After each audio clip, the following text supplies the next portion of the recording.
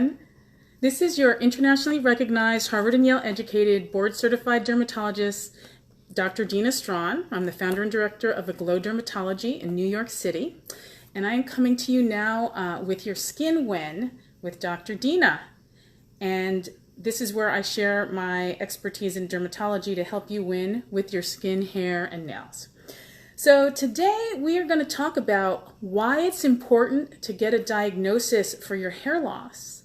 And what inspired this topic today was a number of patients that I saw this past week in the office who, many of whom had come in and had already seen someone for their hair loss. Some had seen board-certified dermatologists. Some were under the care of non-doctors, PAs, and had never seen a board-certified dermatologist for their hair loss. And, you know, one of the reasons why they had come to see me was that they were not making any progress and they didn't know what was going on with their problem.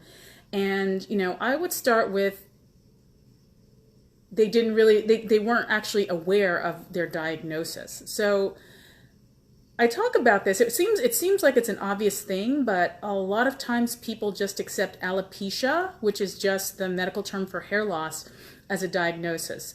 And in some ways that can be a diagnosis. It's a very vague diagnosis, but I really feel like it's more of a symptom, and that's what people come in with complaining of. They come in complaining that they have hair loss. So when someone just tells you, oh, you have alopecia, they're really not telling you something that you didn't already know. And there are reasons why it's important to go deeper and get more information before you start on a treatment regimen. And I, you know, what I was seeing in the office was really quite kind of disturbing to me. I mean, I had actually 2 patients come in who had undergone patch testing as part of their alopecia workup. And, you know, I can't help but feel that that was exploitative of the patient and their insurance because, you know, allergic contact dermatitis is not a common cause of hair loss. And, you know, these patients hadn't had biopsies. Someone who's a specialist should know, you know, the difference between seborrheic dermatitis, which is quite common, and, you know how to treat that before doing a very expensive patch test panel on someone that's not really helping their problem because they don't have allergic contact dermatitis. But I saw this multiple times. So I just wanted to make sure people were aware of what they could do to, you know, protect themselves and make sure they're getting good care, to help them with the problem, because hair loss is really disturbing to people. It's not life-threatening, but I feel like sometimes people don't think it's important to give people the top quality care, to work them up, to go in the right direction, to give them accurate information. It's like, oh, it's just hair loss, it's just cosmetic. I mean, it's quite disturbing for people. It's life-altering. And when you know what it is and you know what you're doing, you can really help people and transform their lives, because we only have so much time on earth, so we want to make it the best that we can, and most of us want to do that with our hair.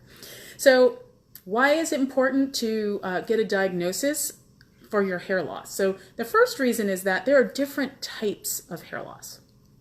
So as I said, noting that someone has alopecia is not really a diagnosis. There's usually a type of alopecia. So, you know, we have the most common androgenetic alopecia, or we also call it male pattern hair loss or female pattern hair loss, male pattern alopecia, female pattern alopecia.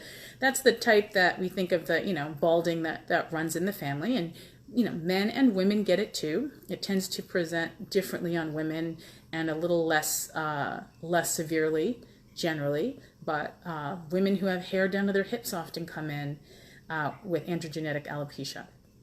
So alopecia just means hair loss. And, you know, the why of your hair loss does matter.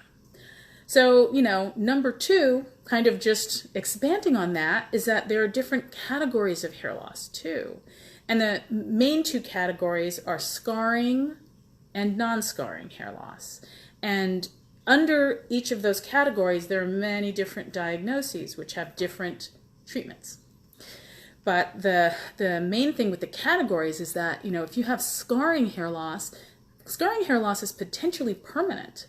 So even when you come in and we try to treat you, scarring hair loss, we may not be able to get your hair to grow back if it's progressed too far.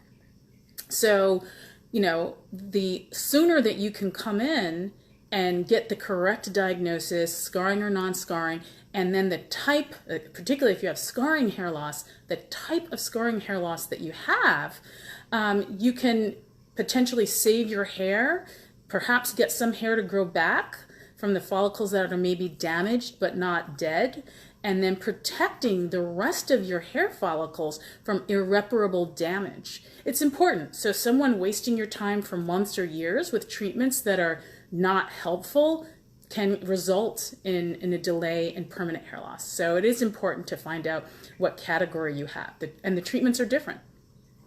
And number 3 is that, again, it's like an expanding on this, how we treat hair loss really depends on the kind of hair loss you have. So we can correct things, when we know the cause. It's sort of like, how long does it take to get to LA? Well, it depends on where you are.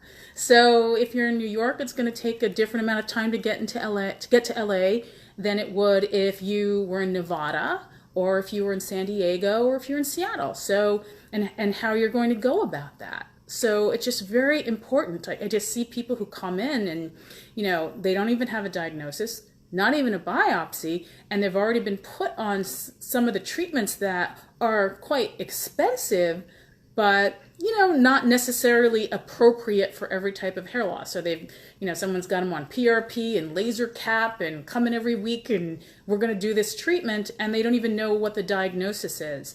And I feel that's exploitative, and I feel like patients should be aware of that, and that, there are great treatments for hair loss out there. The sooner you come in, the better for you, the better result you get. Hi, Dr. Drayon. Thanks for watching. And like I said earlier, don't just accept alopecia as a diagnosis. They should be able to tell you what type of alopecia, what type of hair loss you have. You want to know scarring or non-scarring, and then under those 2 categories, you want to dig deeper and find out what you have. And one of the best ways to do that is with a biopsy. You don't always have to get a biopsy for your hair loss. Sometimes you can diagnose hair loss, particularly if you're seeing a hair loss expert, with clinical exam and history. But even if you get a biopsy, it's not a scary invasive procedure on the scalp. It's really, we clean the skin with alcohol, we inject a little numbing medicine, and then we take a cookie cutter shaped scalpel about the size of a pencil eraser and take out a little plug of skin and send it to the lab, and you get 1, maybe 2 stitches, sometimes 3.